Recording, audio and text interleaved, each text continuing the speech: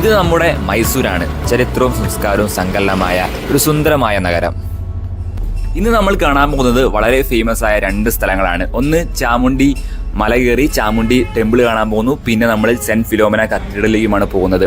അപ്പോൾ രാവിലെ 5:50 തന്നെ ഇറങ്ങി. ഇന്നലെ പരിചയപ്പെട്ട ഒരു അടിപൊളി അണ്ണനുണ്ട്. ഇവിടുത്തെ കർണാടകക്കാരനാണ്, മഞ്ജു എന്നാണ് അദ്ദേഹത്തിൻ്റെ പേര്. അപ്പോൾ അണ്ണനെ ഞാൻ ഇന്നലെ രാത്രിയൊക്കെ വിളിച്ചിരുന്നു. രാവിലെ ഒരു 5:50 വരാൻ. അണ്ണൻ ഒരു 6 മണിയോടെ അടുപ്പിച്ച് വന്നിട്ടുണ്ട്.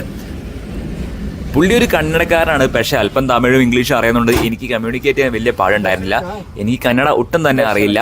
പിന്നെ നിങ്ങൾക്ക് കന്നഡ അറിയുമോ? കന്നഡ കുറച്ചുകൂടിയും ഡിഫിക്കൽട്ടായ ഒരു ലാംഗ്വേജ് ആണ് എനിക്ക് തോന്നിയത്. തമിഴിനെയൊക്കെ അപേക്ഷിച്ച് വളരെയധികം കുറച്ച് പാടല്ലേ.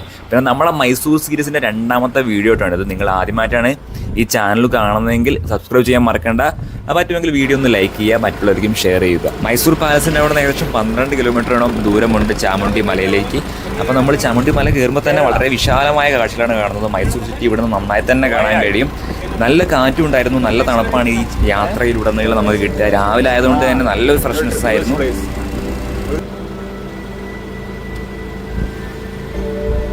അങ്ങനെ നമ്മൾ ആ വലിയ മല കയറി മലയുടെ മുകളിലെത്തി. ഇവിടെ ഒരുപാട് കടകളൊക്കെ കാണാൻ കഴിയും. മഹിഷാസുരൻ്റെ ആ ഫേമസ് ആയ വാഴം പിടിച്ചുള്ള പ്രതിമയില്ല, അതാണ് നമ്മളിപ്പോൾ കാണുന്നത്. ഈ ടെമ്പിളിൻ്റെ അടുത്ത് തന്നെയാണ് വരുന്നത്. 6:20 നമ്മൾ സ്ഥലത്തെത്തി കേട്ടോ. എനിക്ക് ഏറ്റവും രസകരമായി തോന്നിയത് എന്താ അറിയോ? ഈ അണ്ണനാകെ നമ്മുടെ നിന്ന് മേടിച്ചത് 200 രൂപയാണ്. അതായത് നിങ്ങൾ ആലോചിച്ചു, ഞാൻ കഴിഞ്ഞ ദിവസം 11 മണിക്ക് വിളിച്ചിട്ട് രാവിലെ 5:50 വരാൻ പറഞ്ഞു. പുള്ളി 6 മണിയാകുമ്പോഴത്തേക്ക് എത്തി. എന്നിട്ട് ഇത്രയും ദൂരം 12-13 കിലോമീറ്റർ ഓടി.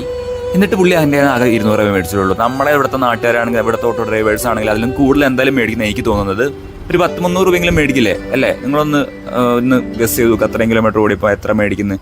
ഇവിടെ അത്യാവശ്യം വൃത്തികേടായിരുന്നു, പക്ഷേ അതൊക്കെ ഉടൻ തന്നെ ക്ലീൻ ചെയ്യും. പുള്ളി നേരെ തന്നെ ടെമ്പിളിൻ്റെ നേരെ ഫ്രണ്ടിൽ തന്നെ കൊണ്ട് ഇറക്കി വിട്ടു കേട്ടോ. സാധാരണ ഇവിടെ അങ്ങനെ ഇറക്കാറില്ല. പാർക്കിംഗ് തൊട്ട് അപ്പുറത്താണ്.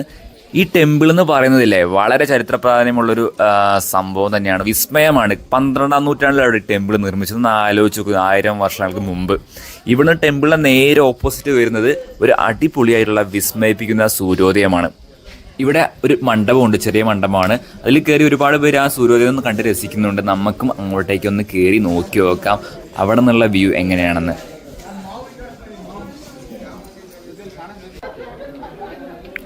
നല്ല ഭംഗിയാണ്. നിങ്ങൾ ചാമുണ്ഡി ഹിൽസ് കയറാൻ പ്ലാൻ ഉണ്ടെങ്കിൽ മോർണിംഗ് തന്നെ വരിക. ഒരു 6 മണിയോടെ ഇവിടെ എത്തിയാൽ വളരെയധികം ശാന്തമായ ഒരു അന്തരീക്ഷം നമുക്ക് ലഭിക്കും. അധികം ക്രൗഡൊന്നും ഉണ്ടാവില്ല. കുറച്ച് നല്ല തിരക്ക് വരും ഇവിടെ. പക്ഷേ 7:30ക്കാണ് ദർശന സമയം. 7:30ക്കാണ് കോവിൽ ഓപ്പൺ ആവുക. ഇനി നമുക്ക് നേരെ ടെമ്പിളിൻ്റെ ആ ചുറ്റുവട്ടത്തുള്ള കാഴ്ചകളിലേക്ക് പോകാം. ഇവിടെ ഒരുപാട് വേറെയും ബിൽഡിങ്സ് ഉണ്ട്. അതായത് ആൾക്കാർ താമസിക്കുന്ന അവരുടെ വീടും കാര്യങ്ങളൊക്കെ വരുന്നുണ്ട്. ചാമുണ്ഡി ടെമ്പിളിൻ്റെ തൊട്ടടുത്ത് തന്നെ മറ്റു പ്രധാനപ്പെട്ട 2 ടെമ്പിളാണ്. ഒന്ന് ശ്രീ മഹാബലേശ്വര ടെമ്പിളും രണ്ടാമത്തത് ശ്രീ നാരായണസ്വാമി ടെമ്പിളുമാണ്. അത് ഈ ചാമുണ്ഡി ടെമ്പിളിൻ്റെ തൊട്ടടുത്ത് തന്നെയാണ് കേട്ടോ. ഈ കാണുന്നതാണ് ശ്രീ മഹാബലേശ്വര ടെമ്പിൾ. നമുക്ക് ഒന്ന് അങ്ങോട്ടേക്ക് കയറി നോക്കാം. ഇവിടെയും കോവിൽ ഓപ്പൺ ആവുന്നത് 7:30 കേട്ടോ. അവിടെ 2 ചേച്ചിമാർ ക്ലീൻ ചെയ്യുന്നുണ്ട്. പിന്നെ അവിടെ ഒരു 1-2 ഏട്ടന്മാർ മെഡിറ്റേഷനും കാര്യങ്ങളും ചെയ്യുന്നുണ്ട്.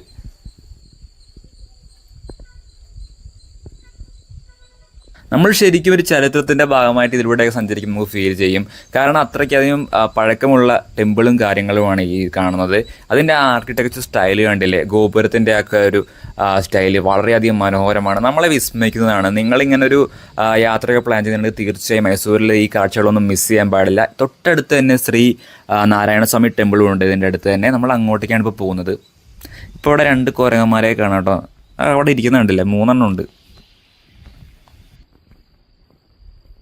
ആ കാണുന്നതാണ് ശ്രീ നാരായണസ്വാമി ടെമ്പിൾ. നിങ്ങൾ ഇങ്ങോട്ട് വരികയാണെങ്കിൽ നിങ്ങൾക്ക് ഒരുപാട് ടെമ്പിളൊക്കെ വിസിറ്റ് ചെയ്യാനുള്ള ഒരു ഓപ്പർച്യൂണിറ്റി ആയിട്ടോ.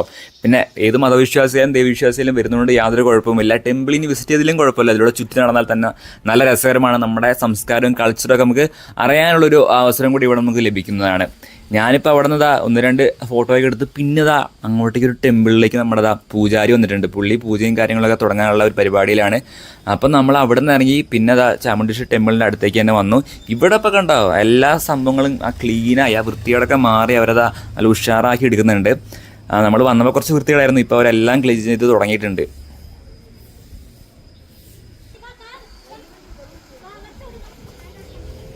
ഇപ്പോൾ സമയം 7 മണി കഴിഞ്ഞു. ഒരുപാട് പേര് എത്തി തുടങ്ങിയിട്ടുണ്ട്. ഒരുപാട് മലയാളികളൊക്കെ അവിടെ കാണാൻ കഴിഞ്ഞു. ഇതൊക്കെ മലയാളീസ് ആട്ടോ.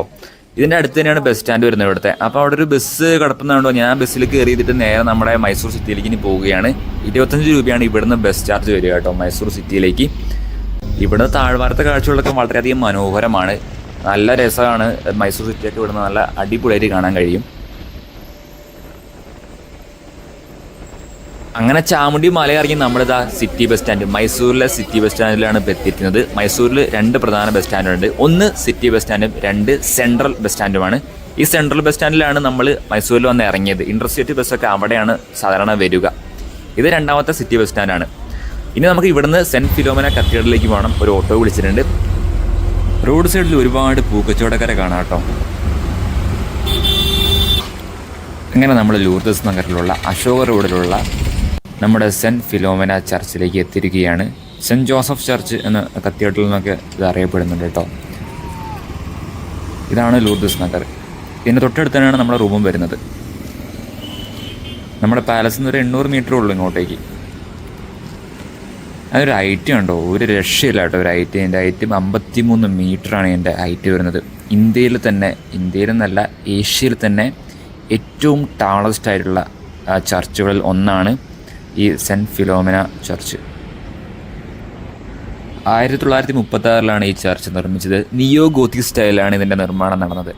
പിന്നെ ഒരു കാര്യം, ജർമ്മനിയിലുള്ള കോലോൺ കത്തീഡ്രൽ എന്ന് പറഞ്ഞ ഒരു ചർച്ചുണ്ട്. അതിൻ്റെ ഒരു രൂപസാദൃശ്യം ഇതിനുണ്ട്. കാരണം അത് ഇൻസ്പയർ ആയിട്ടാണ് ഈ ഒരു ചർച്ച് നിർമ്മിച്ചിരിക്കുന്നത്. ഈ ചർച്ചിൻ്റെ അടുത്ത് നിൽക്കുമ്പോൾ നമ്മളേതൊരു യൂറോപ്പിലെത്തിയ ഫീലിംഗ് ആട്ടോ എനിക്കുണ്ടായത്.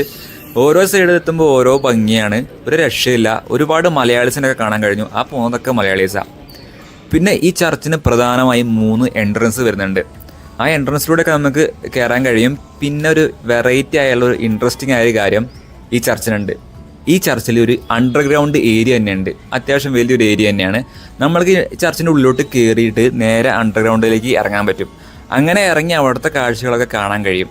എന്നിട്ട് ആ നേരെ നമുക്കൊരു സ്റ്റെപ്പ് വഴി മേലോട്ട് വീണ്ടും കയറാൻ കഴിയും. ഉള്ളിൽ വീഡിയോഗ്രാഫി ഒന്നും അലൗഡ് അല്ല.